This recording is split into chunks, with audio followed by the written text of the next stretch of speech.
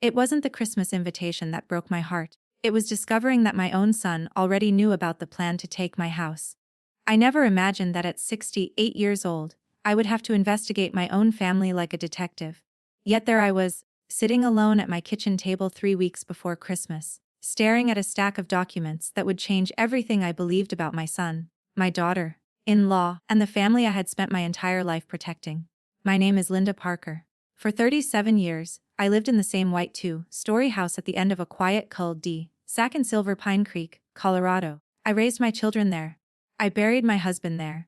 I celebrated birthdays, graduations, Christmas mornings, and countless family dinners under that roof. Every scratch on the hardwood floor carried a memory. Every room held a piece of my life. What I didn't know was that someone else had already started making plans for my home. And according to the emails sitting in front of me, I wasn't part of those plans. But before I tell you how I uncovered the truth, I need to explain how it all began. Because if someone had warned me a year earlier that my own daughter-in-law would try to turn my house into her family's property, I would have laughed in disbelief. Unfortunately, some betrayals happen slowly, so slowly that you don't recognize them until you're standing in the middle of them. And by then, the damage is already done. It started on a freezing Tuesday evening 3 weeks before Christmas. Outside, snow drifted across the sidewalks. Inside, my kitchen smelled like roasted chicken, cinnamon, and chocolate pie. I remember feeling peaceful, happy even. That feeling lasted exactly 7 minutes. Then Felicia walked through my front door without knocking. The door swung open, and cold air rushed into the house. She stepped inside carrying her oversized designer handbag and a coffee cup. Not once did she ask if it was a good time. Not once did she knock. She simply walked in. That should have been my first warning. But when you spend years making excuses for people, warning signs start looking normal. "Linda," she announced cheerfully. I looked up from the kitchen counter. "Hello, Felicia," she smiled. The kind of smile that looked perfect from a distance but never quite reached her eyes. "I'm so glad you're already getting everything ready." I frowned. Getting ready for what? She sat down at the kitchen island and immediately pulled out her phone. Then she began reading names: her sister, her brother-in-law, her parents, several cousins, aunts, uncles, friends' children, more children, and then even more children. The list seemed endless. After nearly 2 minutes, she finally looked up. "My whole family is coming here for Christmas this year." I blinked.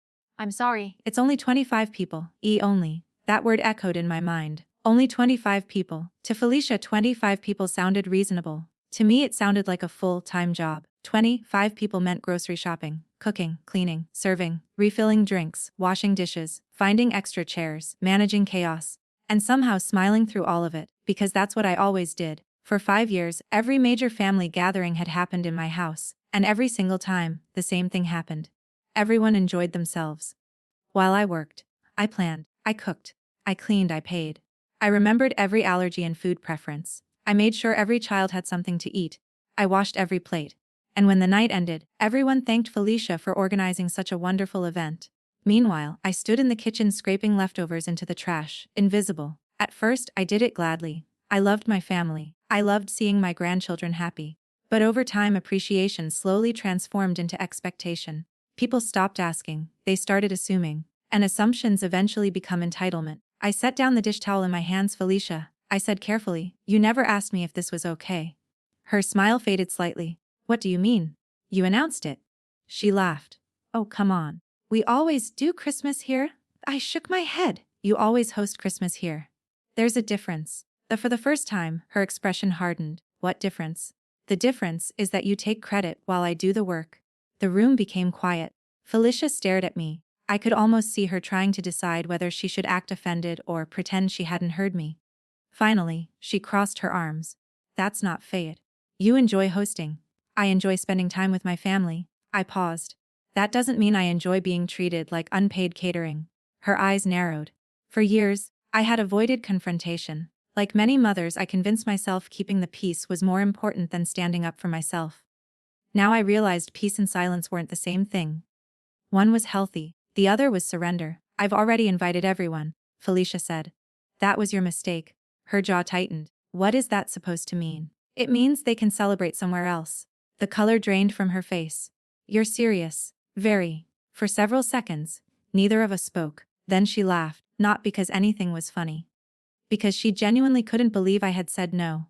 You know Derek won't allow this. I almost laughed. Allow, the word irritated me more than it should have. I paid every mortgage payment, every tax bill, every repair, every utility payment. Yet somehow my own son needed to allow me to make decisions in my own house. Before I could respond, the front door opened. Derek walked inside. He looked exhausted. His tie hung loose around his neck. Dark circles rested beneath his eyes. For a brief moment, I felt guilty. Then I remembered I wasn't the one causing this problem. Felicia immediately stood up. Perfect timing. She rushed toward him. Derek, thank goodness you're here. His shoulders immediately slumped. That reaction told me everything. He already expected trouble. What happened? Your mother is refusing Christmas. I watched confusion spread across his face. What? She's being impossible. Derek rubbed his forehead. Then he looked at me. Mom. I took a deep breath. I'm not refusing Christmas. Then what? I'm refusing to host 25 people I never invited. Silence. His eyes moved from me to Felicia. Then back to me. 25. Felicia quickly jumped in. It's mostly family. Your family, I corrected. She ignored me. We already promised everyone. Derek sighed a long tired sigh. Mom, it's Christmas. I nodded. I know. Can't we just make this work? There it was. The familiar pattern. Not asking whether something was fair. Only asking whether I would sacrifice myself to solve it again. And for the first time in years, I didn't. No. The word shocked all three of us, including me. Derek stared. Felicia stared. Even I was surprised by how firm my voice sounded. No, I repeated. I'm done being volunteered for things. A strange silence filled the kitchen. The kind that comes right before everything changes. At that moment, none of us realized this argument wasn't really about Christmas. It wasn't about guests, or food, or family gatherings. It was about something much bigger, something hidden, something already moving behind the scenes. And within a few weeks, I would discover that Christmas dinner was never the real plan. My house was. And the people I trusted most were keeping secrets that would shatter our family forever. 5 years of being UCCD that night. After Derek and Felicia left, I sat alone in my living room staring at the Christmas tree. The house was quiet. Too quiet. The colorful lights reflected softly against the windows while snow drifted outside. Normally, decorating the tree was one of my favorite moments of the year. This year felt different. For the first time, I wasn't excited about Christmas. I was exhausted. Not physically, emotionally. The argument in the kitchen kept replaying in my head. 25 people. They had already invited 25 people before even speaking to me. The more I thought about it, the more I realized this wasn't a misunderstanding. It was a pattern. And patterns don't appear overnight. They grow slowly, one small moment at a time. I looked across the room at a framed family photo taken 6 years earlier. It was right before Derek married Felicia. Back then, things felt different. Simpler. My son laughed more. He called me every week. Sometimes twice. When his father died, Derek had been my rock. He checked on me constantly. He helped shovel snow. He fixed things around the house. He never made me feel alone. Then Felicia entered our lives. At first I truly liked her. She was confident, organized, friendly. She seemed ambitious. I thought Derek had found a wonderful partner. The first year after their wedding was perfectly normal. The second year, things began changing, slowly, subtly. The kind of changes you barely notice until years later. The first sign came during Thanksgiving. Felicia volunteered my house for dinner without asking. I remember being surprised, but I told myself she was excited to bring everyone together. Then came Easter.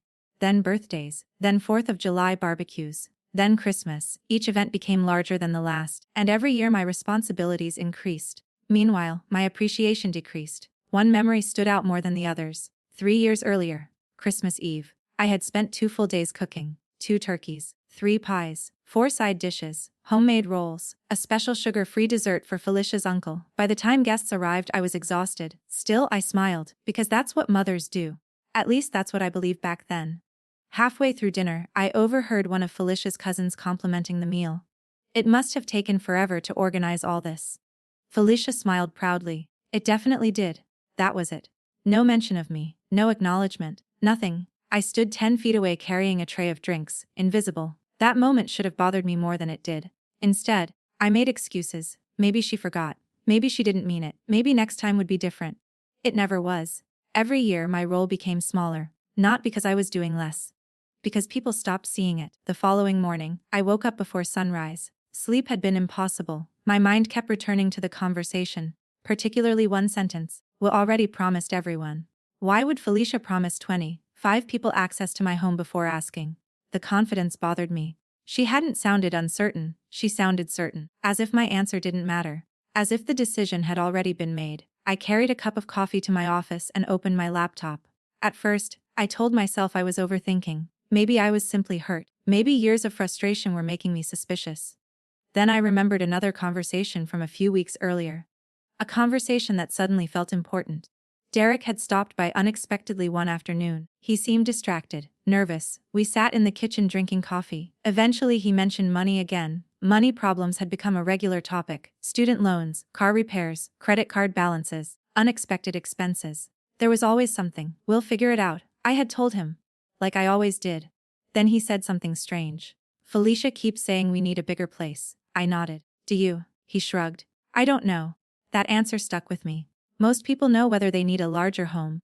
Derek sounded uncertain, almost disconnected from the conversation, as though someone else was making those decisions.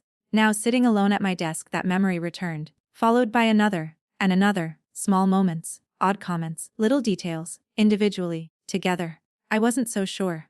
I opened my email. Nothing unusual. Then I checked social media.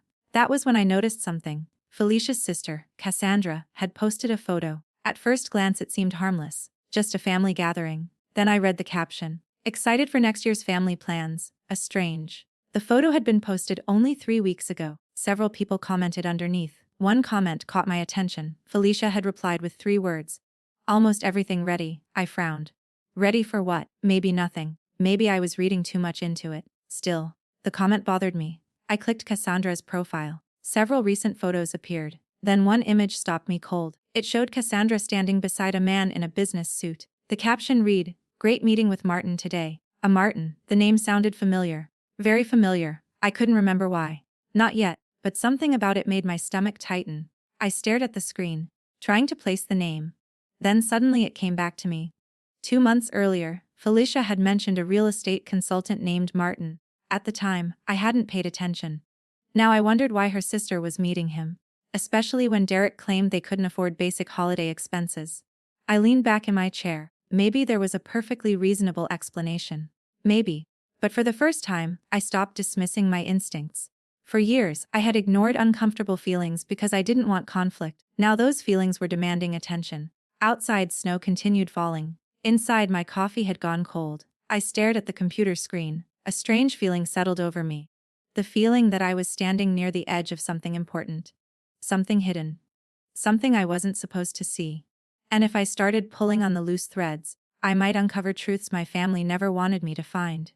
At that moment, I still believed the issue was Christmas. I still believed the problem was entitlement. I still believed the argument was about hosting guests. I was wrong.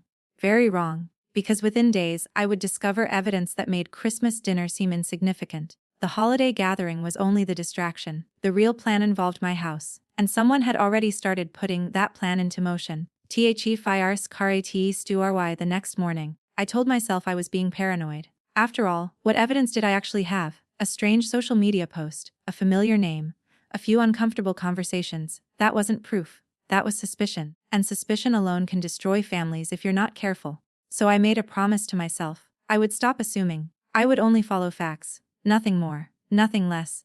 At least, that was the plan. 3 days later, that plan changed. It was Thursday afternoon. Snow covered the streets of Silver Pine Creek, and Christmas decorations seemed to appear on every house overnight. I had just returned from the grocery store when I noticed a silver SUV parked across the street. At first I paid no attention. Then I recognized the driver, Cassandra, Felicia's sister. She was sitting inside her vehicle talking to someone. A man wearing a dark coat. I couldn't see his face clearly. What caught my attention wasn't the meeting itself. It was where they were parked, directly in front of my house. I stood beside my front window holding 2 grocery bags. The conversation appeared serious. Several times Cassandra pointed toward my property. Then the man wrote something on a notepad. A few minutes later they drove away. Maybe it was innocent. Maybe not. But I couldn't shake the feeling that something wasn't right. That evening, I called my friend Sharon.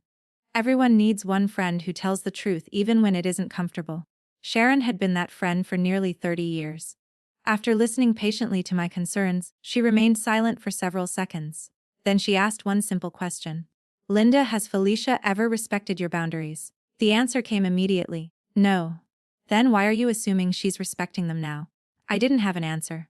Because deep down, I already knew Sharon was right. Over the years, Felicia had pushed every boundary she encountered. She borrowed items without asking. She invited guests without permission. She made decisions that affected other people and expected them to adapt afterward. Every time I pushed back, she accused me of being difficult. Every time I stayed quiet, she pushed a little further. Looking back, I realized something important.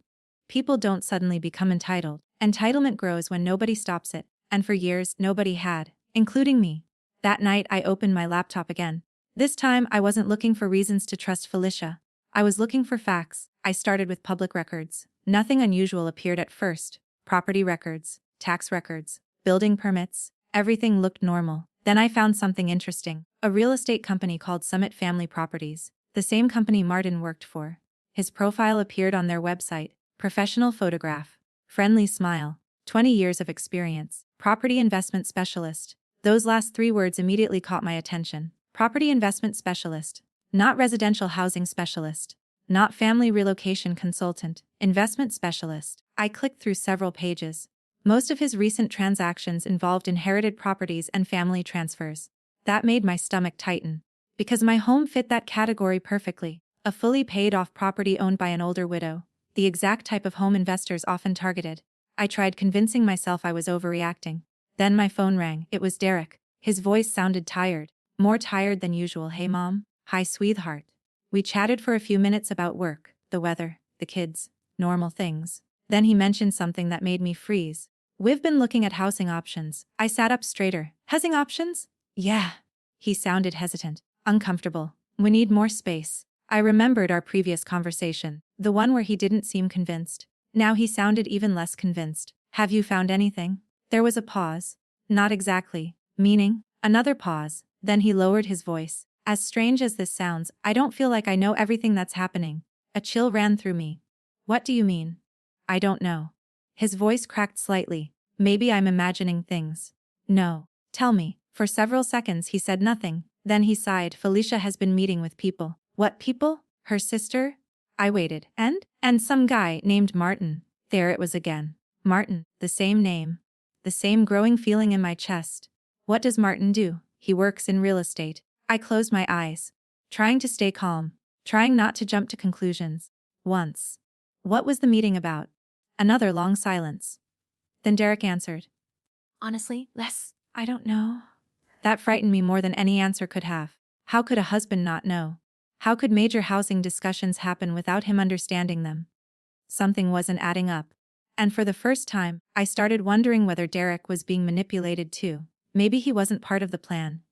Maybe he was simply being carried along by it. The possibility changed everything. Because if Derek wasn't involved, then someone else was making decisions behind his back. The conversation ended a few minutes later. But one sentence stayed with me. I don't feel like I know everything that's happening. Neither did I, but I intended to find out. The following day, another clue appeared. Completely by accident.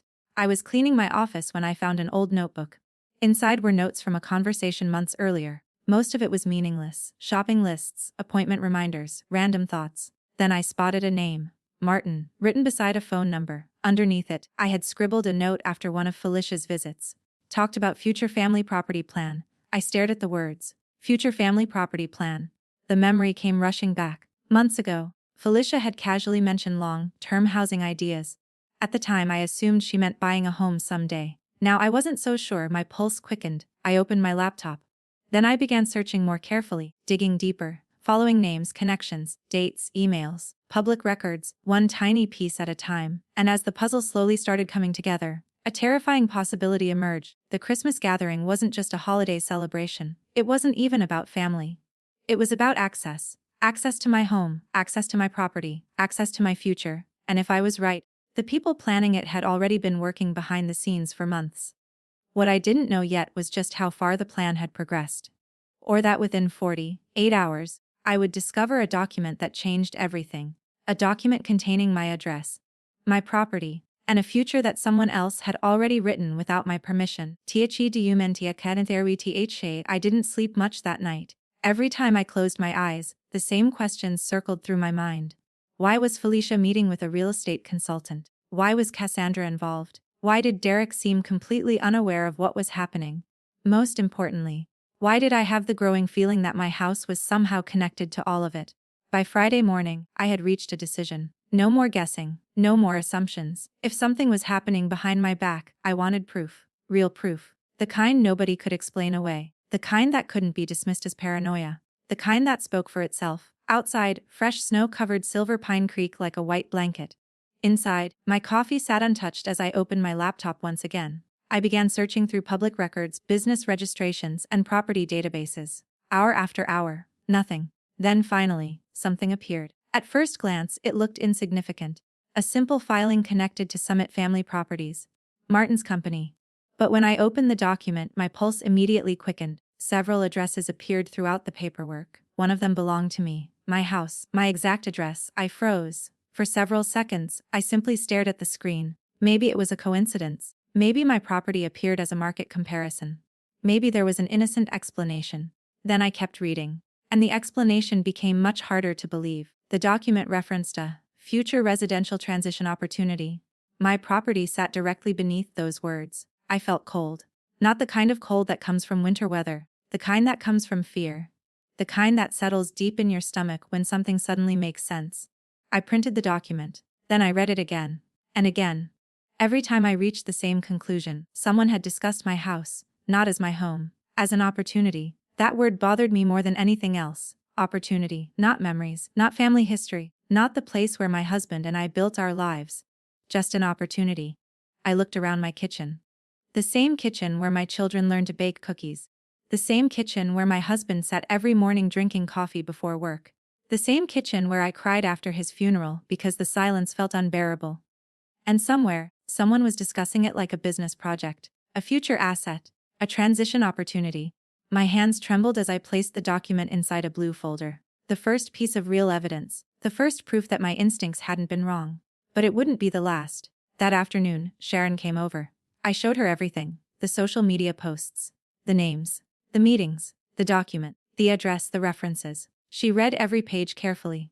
When she finished, she looked at me. And for the first time since this started, I saw genuine concern in her eyes. What? I think this is bigger than Christmas. I nodded. I know. What are you going to do? That was the question, because finding evidence and confronting family are two completely different things. One requires curiosity, the other requires courage. And if I was honest, I wasn't sure I had enough courage. Not yet. That evening my phone buzzed. A text message from Felicia. Need final Christmas guest count tonight. No greeting, no apology, no asking. Just another assumption. I stared at the message. Then I typed a simple response. Christmas is not happening at my house. 3 dots appeared instantly, then disappeared, then appeared again. Finally her reply arrived. You're being unreasonable. I laughed. Actually laughed. For years that phrase had worked on me. Whenever I set a boundary I was unreasonable. Whenever I said no I was difficult. Whenever I protected myself I was selfish. Not anymore. A minute later it rang. Felicia. I ignored it. It rang again, ignored. Again, ignored. Then came the voicemail. Her voice sounded controlled. Too controlled. The kind of control people use when they're struggling not to explode. Linda, I don't understand why you're doing this. We've already made plans. Everyone is counting on you. Please call me back. Everyone is counting on you. Not asking you. Not respecting you. Counting on you. The difference mattered. For years I had carried responsibilities that belonged to other people. Now they were angry because I finally put them down. By Saturday morning, things became even stranger. I received an email, not from Felicia. Not from Derek. From someone named Martin. The subject line simply read, property discussion follow. Up, my heart nearly stopped. I opened it immediately. The message was short, professional, and deeply unsettling. It thanked me for my anticipated cooperation regarding future family housing considerations. Future family housing considerations. I read the sentence 3 times. Then a 4th. I had never spoken to Martin, never emailed him, never agreed to anything. Yet somehow he believed I was already involved. Or worse, someone had told him I was. The realization hit me like a punch. Someone had been speaking on my behalf, making plans in my name. Without my knowledge, without my permission, without even informing me. That afternoon I added the email to the blue folder. Then another piece appeared. And another. Every document seemed to point toward the same conclusion. A conclusion I desperately wanted to be wrong about. Someone expected my home to become available soon. Not someday. Not years from now. Soon. But the most devastating discovery was still waiting for me. Because late Sunday evening, while organizing the growing stack of evidence, I found a forwarded email chain. One that included names I recognized: Cassandra, Martin, Felicia, and buried near the bottom, a sentence that changed everything. A sentence that proved this wasn't merely speculation anymore. It was a plan, and according to that plan, my home already had a future owner. The only problem: nobody had bothered telling me. THC Sierra House Plan. I stared at the email for nearly 5 minutes before I could force myself to continue reading. My hands felt cold. My stomach felt even worse. Because the sentence sitting in front of me wasn't vague. It wasn't open to interpretation. It wasn't a misunderstanding. It was clear. Painfully clear. Once the property transition is complete, Derek and Felicia will occupy the residence as planned. The residence. My house, the home I still lived in, the home I had absolutely no intention of leaving. Yet here it was in black and white. A plan, a timeline, a future that had apparently been discussed by multiple people. Everyone except me. I slowly leaned back in my chair. The room suddenly felt smaller. For a long moment, I simply listened to the quiet hum of the refrigerator, trying to calm myself, trying not to react emotionally, because emotional reactions were exactly what Felicia always counted on. Whenever someone questioned her, she redirected attention. Whenever someone challenged her, she attacked their feelings. I needed facts. Only facts. I printed the email, then added it to the growing blue folder. At this point, the folder had become thick enough to require 2 hands. Every page told the same story. Not directly, but together, like puzzle pieces. And the picture they created was becoming impossible to ignore. Someone expected me to step aside. Someone expected control of my home. Someone believed the decision had already been made. The frightening part: I still didn't know whether Derek was involved. That question haunted me. Because there were only 2 possibilities. Either my son was helping them, or my son was being manipulated just like I was. I wasn't sure which possibility hurt more. The following morning, I decided to visit the county records office. Not because I expected to discover anything dramatic. Because I needed certainty. If people were discussing my property behind my back, I wanted to know exactly how far things had gone. The office was quiet. A few employees worked behind desks. Christmas decorations hung near the entrance. Everything looked normal, ordinary, yet my heart raced as I requested property-related records connected to my address. The clerk was professional. Within 20 minutes, she handed me several public documents. Most were routine: tax records, ownership history, assessment information. Then one item caught my attention: a recent inquiry request. Nothing illegal, nothing official, just an inquiry. But the name attached to it made my pulse jump: Martin Reynolds. The same Martin, the same real estate consultant, the same man appearing throughout the emails. I thanked the clerk and returned to my car. For several minutes, I sat there staring through the windshield. Snow drifted across the parking lot. People hurried between stores carrying Christmas gifts. Life continued normally. Meanwhile, my entire understanding of the past year was unraveling. Because now I had confirmation. Martin wasn't discussing my property in theory. He was actively researching it, actively gathering information, actively preparing something. The question was why. That evening, Derek called unexpectedly. His voice sounded strained, almost nervous. "Mom, hi sweetheart. Can I ask you something?" Of course. A long pause followed. Then he finally spoke. "Have you and Felicia been arguing?" I laughed softly. That's one way to describe it. Another pause. Then he sighed. "She's upset. I'm aware. She says you're trying to embarrass her." That comment annoyed me. Not because it was surprising, because it was predictable. Whenever Felicia faced consequences, she transformed herself into the victim. Every time. Without fail. "Derek?" "Yeah. Do you know anything about Martin?" Silence, complete silence. Several seconds passed. Then another. My heart sank. Because that wasn't the silence of confusion. That was the silence of someone deciding how much truth to reveal. Finally he answered. "A little." "How little?" Another sigh. "Mom, I don't think this is a good conversation to have over the phone." Every alarm bell in my head started ringing. "Derek." His voice became quieter. "Hay met with us a few times." "Us, not Felicia. Us." The word hit me hard. "So you knew? It's not what you think? Then tell me what it is." Silence again. Then he said something that broke my heart. "I thought we were discussing possibilities." Possibilities. Not plans, not agreements. Possibilities. The difference mattered.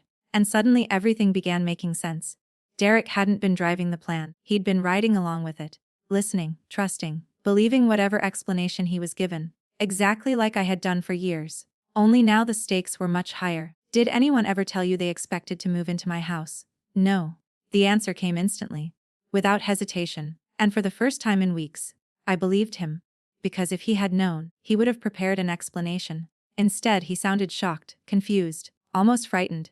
What exactly did Martin tell you? I asked. Mostly investment discussions. What kind of investment discussions? Another pause. Then Derek spoke carefully. The idea was that eventually everyone could benefit. Everyone. That word again. Everyone except the person who actually owned the house. I ended the call shortly afterward. Not because I was angry. Because I needed time to think. The more evidence I gathered, the clearer the picture became. Felicia wasn't simply planning Christmas. She wasn't simply planning housing. She was planning control. Control of decisions, control of family resources, control of the future, and she had convinced multiple people to help her. Some knowingly, some unknowingly, but fate has a strange way of exposing hidden plans. Because the very next day everything changed. A single mistake, one accidental message, one text sent to the wrong person, that was all it took. By Tuesday afternoon I received information that destroyed every remaining excuse. Information so direct, so undeniable, that even Felicia would be unable to explain it away. And when I read those words, I finally understood exactly what she had been planning all along. Tiachia's ex Pete Ivirei. The text message arrived at 2:17 on a Tuesday afternoon. I almost ignored it. At first glance, it looked like just another notification while I was folding laundry in the living room. But when I picked up my phone and saw the sender's name, my heart skipped a beat. Cassandra. Felicia's sister. For a moment, I simply stared at the screen. Cassandra had never texted me directly before. Not once in 5 years. Which meant one of two things. Either she suddenly wanted to talk, or she had made a mistake. Then I opened the message, and instantly knew it was the second one. The text read, Martin says we need confirmation before Friday. If Linda won't cooperate, we'll need to push Derek harder. Once Christmas is over, everything should move much faster. I felt the blood drain from my face. I read it again. Then a third time. There was no misunderstanding. No alternate interpretation. No missing context. The message wasn't meant for me. It was meant for Felicia. And somehow, by pure accident, Cassandra had sent it to the wrong person. For nearly a minute, I sat frozen on the couch. My pulse hammered in my ears. Because those few sentences confirmed everything. They weren't discussing possibilities. They weren't brainstorming future housing ideas. They were planning, strategizing, coordinating, and most disturbing of all, they were actively discussing ways to pressure my son. I immediately took screenshots, then printed copies, then backed them up onto my laptop. Years of dealing with manipulation had taught me one thing: never trust evidence to remain available. Especially when dishonest people realize they've made a mistake. Less than 5 minutes later, the message disappeared. Cassandra had unsent it. Unfortunately for her, I already had it, and now so did the growing blue folder. The folder that had become my shield. My insurance policy.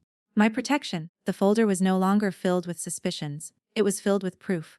3 minutes after the message disappeared, my phone rang. Cassandra, I smiled.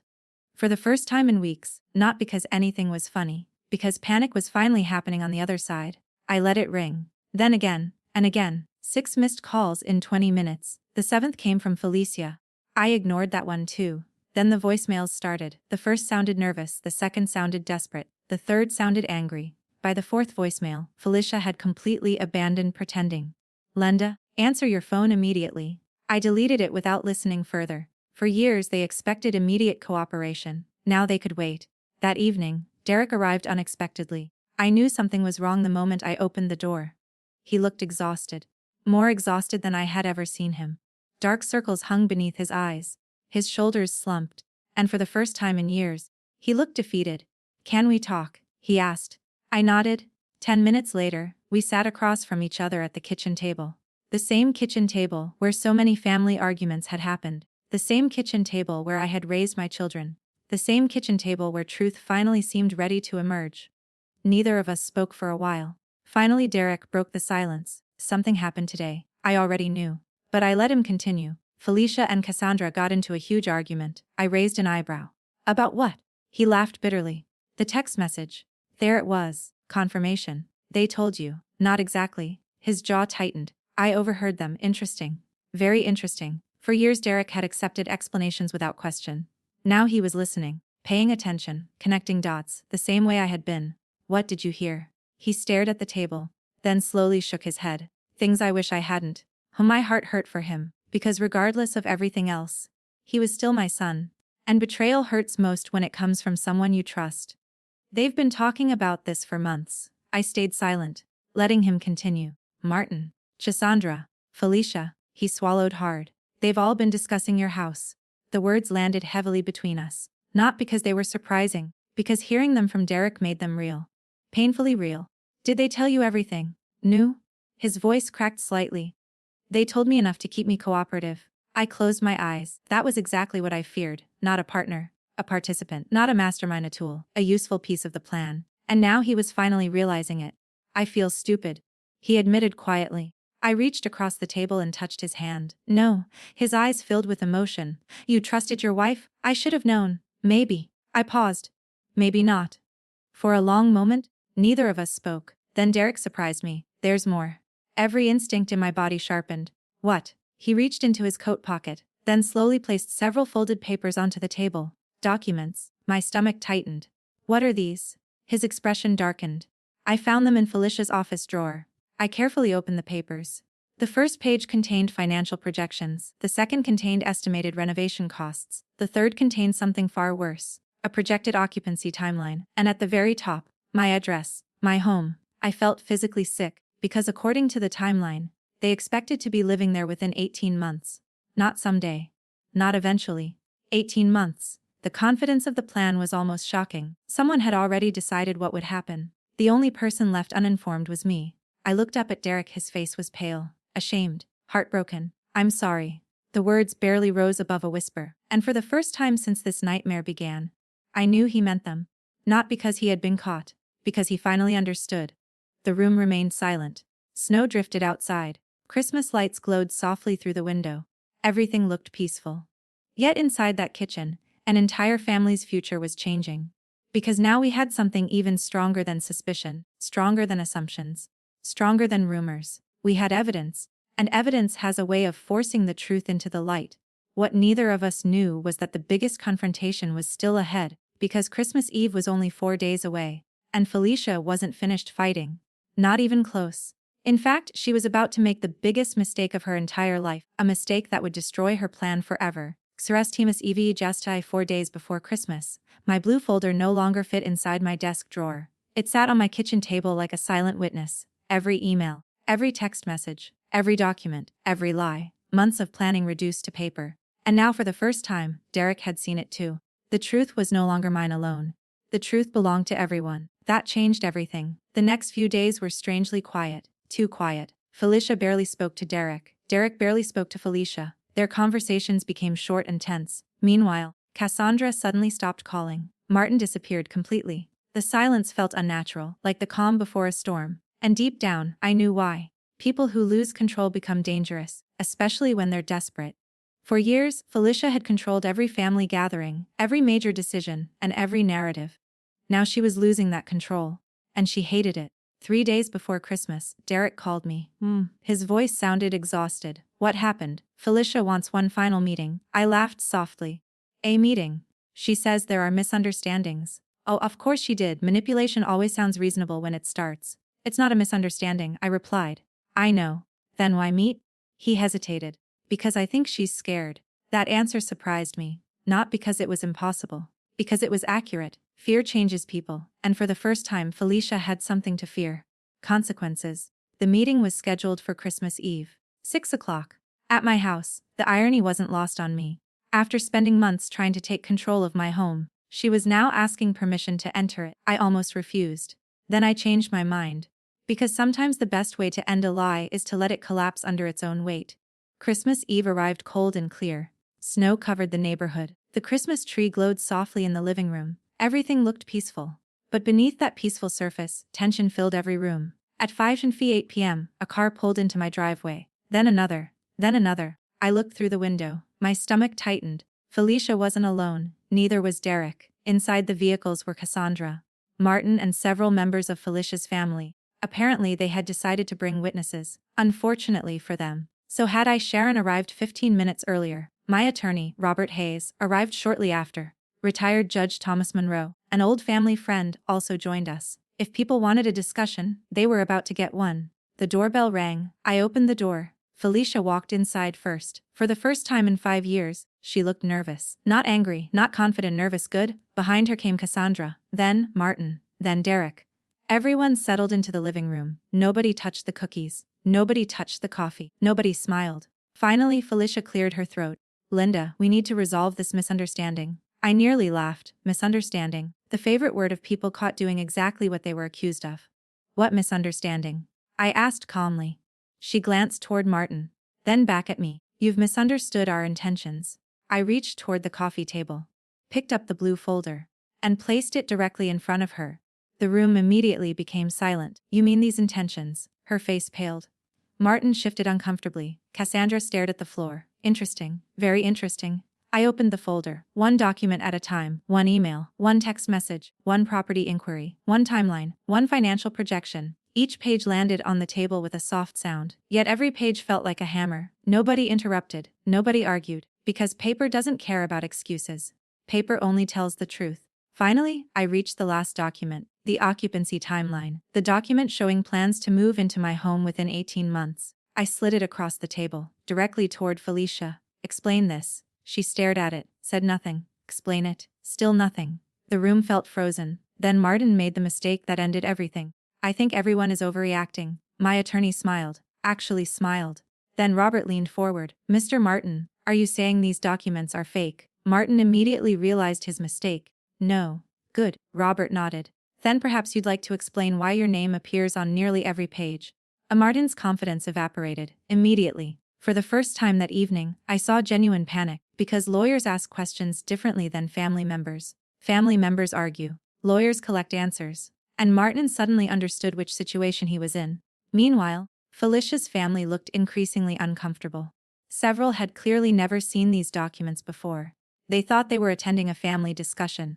Instead, they were watching a plan unravel. Then came the moment everything changed. The moment that finally broke the illusion. Derek stood up. The room fell silent. He looked directly at his wife, then at everyone else, and finally at me. I have something to say. Nobody moved. Nobody spoke. For years my son avoided confrontation. For years he stayed quiet. For years he let stronger personalities make decisions. Not anymore. He reached into his jacket pocket, then removed several additional documents.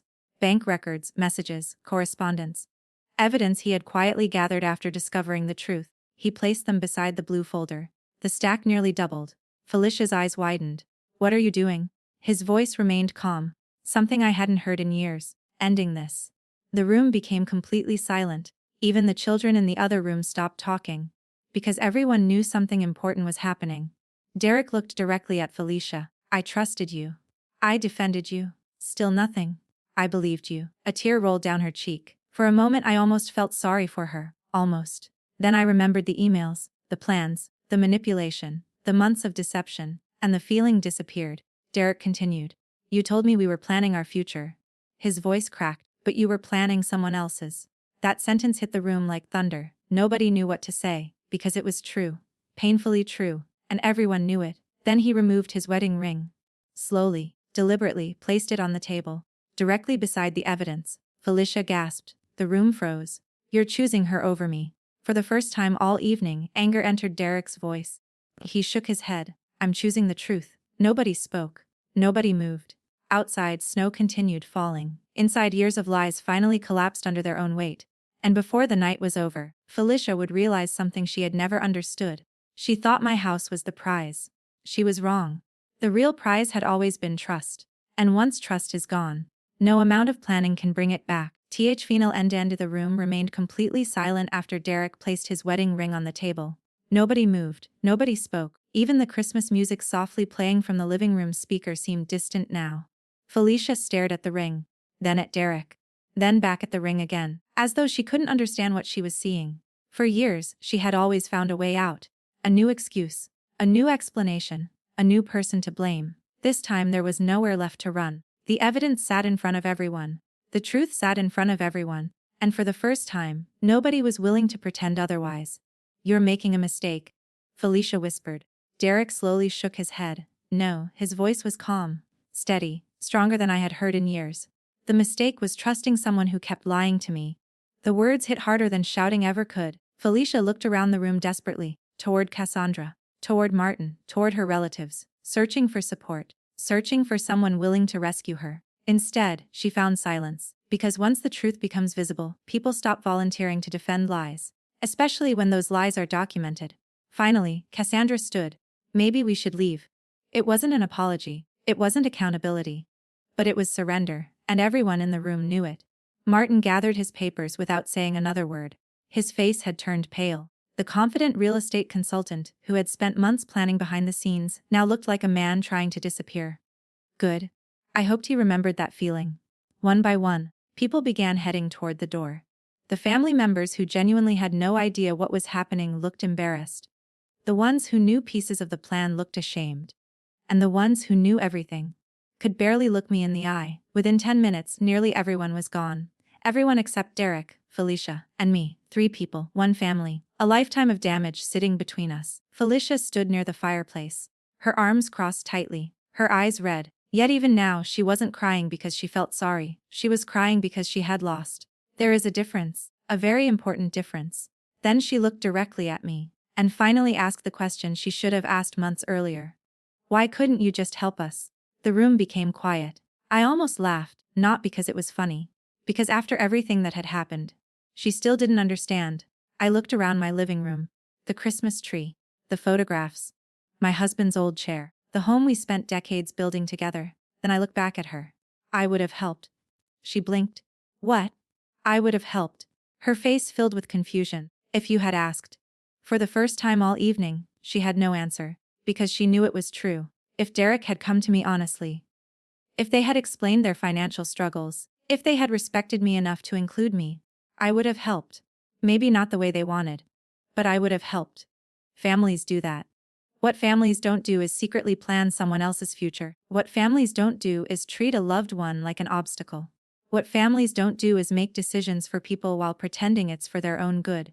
Felicia looked away, because deep down, she knew that too. Eventually, she left. No dramatic speech, no final argument, no grand exit, just quiet footsteps disappearing into the snowy night. And somehow that felt fitting. After years of controlling every room she entered, she left this one without a single person following her. The front door closed. The house became silent. For several minutes, Derek and I simply sat there, neither of us speaking, neither of us quite knowing where to begin. Finally, he broke the silence. I'm sorry, Mom. The words sounded different this time. Not defensive, not forced, not convenient. Real. Painfully real. I looked at my son, really looked at him. And suddenly I saw the little boy who used to help his father hang Christmas lights. The teenager who stayed awake all night when I was sick. The young man who cried at his father's funeral. He hadn't disappeared. He had simply gotten lost. And sometimes people need to lose something important before they find themselves again. I reached across the table and squeezed his hand. I know. His eyes filled with tears. Mine did too. Not because everything was fixed, because healing had finally begun. Over the next several months, many things changed. Felicia moved in with Cassandra. The divorce process started shortly afterward. Several members of her family stopped speaking to Derek entirely. Apparently, they blamed him for exposing everything. Ironically, that only confirmed what kind of people they were. Martin's company quietly removed several employees involved in questionable property practices. Nothing criminal was ever proven, but reputations have a way of collapsing when enough sunlight reaches them. As for me, life became peaceful again. Truly peaceful. The kind of peace I hadn't experienced in years. No surprise guests, no unwanted plans, no assumptions, no entitlement, just peace. The following Christmas looked very different.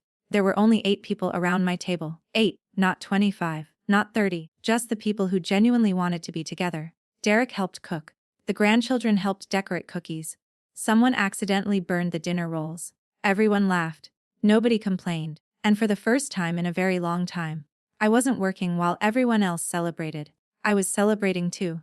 Later that evening, after everyone had gone home, I sat alone beside the Christmas tree. The house was quiet, warm, safe. My eyes drifted toward the refrigerator, toward the old crooked flag magnet my husband had placed there decades earlier. I smiled. Because he would have loved this ending, not because anyone lost. Because I finally stood up for myself. For years I believed being kind meant saying yes. I believed keeping the peace meant staying silent. I believed love meant sacrificing everything. I was wrong. Real kindness requires boundaries. Real peace requires honesty. And real love requires respect. The greatest lesson I learned wasn't how to expose a lie. It wasn't how to gather evidence. It wasn't even how to protect my home. The greatest lesson was understanding my own worth. Because the moment I stopped acting like a guest in my own life, everyone else was forced to stop treating me like one. A house is built from wood, brick, and concrete. A home is built from dignity, love, and respect. The people who tried to take my house never understood that. And that's why they lost. As I switched off the Christmas lights and prepared for bed, I glanced around the room one final time. Everything was exactly where it belonged, including me. And for the first time in many years, I slept peacefully in the home that was always mine.